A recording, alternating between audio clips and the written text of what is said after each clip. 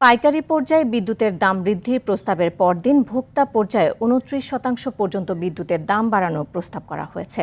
দেশের 6টি বিতরণ কোম্পানি রাজধানীর কেআইবি মিলনায়তনে বিইআরসি আয়োজিত গণশুনানিতে এই প্রস্তাবের যৌক্তিকতা তুলে ধরে সংস্থাগুলো। ডিপিডিসি পক্ষ থেকে 6.96%, ডেসকো 9.67%, পল্লী বিদ্যুতায়ন বোর্ড 5.93%, নেসকো 4.12% ও ওজো পাডিকো 10.12% দাম বাড়ানোর প্রস্তাব করা হয়।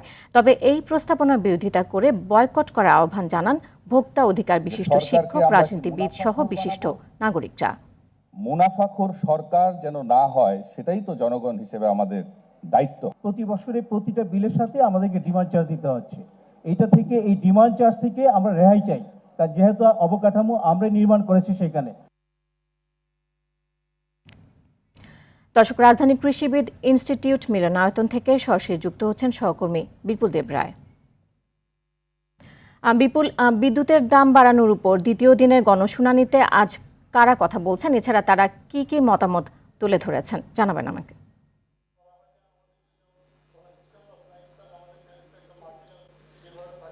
সকাল থেকে শুরু হওয়া আজকের এই গণশুনানিতে বিভিন্ন বিশিষ্ট ব্যক্তি জন হতে শুরু করে, বিশেষ করে বিভিন্ন বিশ্ববিদ্যালয় অধ্যাপক এবং বিশিষ্ট নাগরিক হতে শুরু করে বিভিন্ন রাজনীতিবিদরা ইতিমধ্যে কথা বলেছেন। তবে আপনাকে যেটি জানিয়ে চাই, সকাল থেকে এই গণশুনানি শুরু হবার প্রায় 3 থেকে 4 ঘন্টা পর্যন্ত এখানে আলোচনা চলে এবং এই আলোচনার মধ্যে আমরা দেখতে পেয়েছি যে আসলে সরকারের যে 6টি বিতরণ বিভাগ রয়েছে তারা কিন্তু এই বিতরণ বিভাগগুলোর কাছ থেকে যে দাম বৃদ্ধির যে বিষয়টি তারা কিন্তু জানিয়েছে এবং এই দাম বৃদ্ধির যে প্রস্তাবনাগুলো এনেছেন সেই প্রস্তাবনাগুলোর উপর নানা যৌক্তিক তারা তুলে ধরেছেন। এবং আমরা যতটুকু জেনেছি এখানে 6টি বিভাগের বিতরণ বিভাগের মধ্যে তারা বিশেষ করে ওজো পাটিকা জানায় যে 2020 থেকে 2024 সাল পর্যন্ত পাইকারিতে খুচরার তুলনায় প্রতি ইউনিটে 85 পয়সা পর্যন্ত দাম বাড়া তারা বেড়েছে এমনটা জানিয়েছেন। এই ঘাটতির মোকাবেলা প্রায় 10.12% পর্যন্ত দাম বাড়ানোর আবেদন জানায় সংস্থাটি। এভাবে আমরা ডেসকোর পক্ষ থেকে প্রায় 2661 কোটি টাকার বেশি ঘাটতি গুনছে এমনটা তারা জানিয়েছেন। সে সাথে তারা বলছেন যে অর্থ বছরে 900 কোটি টাকার ঘাটতির আশঙ্কা থাকতে পারে।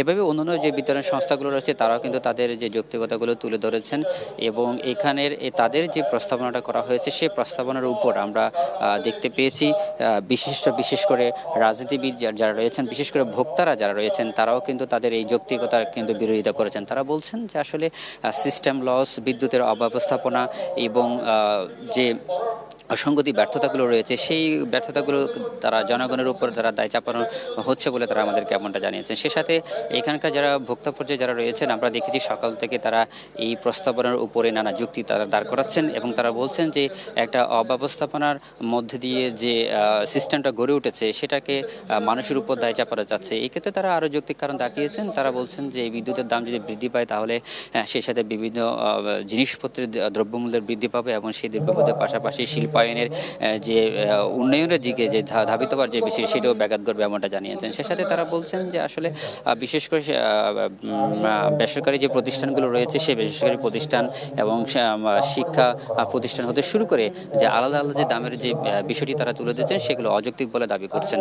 এবং এখানকার যারা পিডিবি যে চেয়ারম্যান রয়েছেন রেজাউল করিম রয়েছেন তিনি তাদের যে যুক্তিগুলো খণ্ডন করছেন। তবে তাদের পক্ষ থেকে বলা হচ্ছে যে বিদ্যুতের যে ঘাটতি রয়েছে সেই ঘাটতি মেটাতে সরকারের পক্ষ থেকে যে প্রস্তাবনাটি আনা হয়েছে এবং সেই প্রস্তাবনাটা আসলে তারা যৌক্তিক বলে দাবি করছেন। তবে এখানে যারা বিশিষ্টজন রয়েছেন তারা বলছেন এই ধরনের দাম বৃদ্ধির যে প্রক্রিয়াটি তারা একেবারে বয়কট করছেন। তারা বলছেন যে এই ধরনের প্রস্তাবনা থাকতে হলে সাধারণ মানুষ এর জীবনযাত্রা আরও নাবিশ্বাস হয়ে দাঁড়াবে। তো এই ছিল আমার কাছে সর্বশেষ তথ্য। বিপুল, আপনাকে অসংখ্য ধন্যবাদ।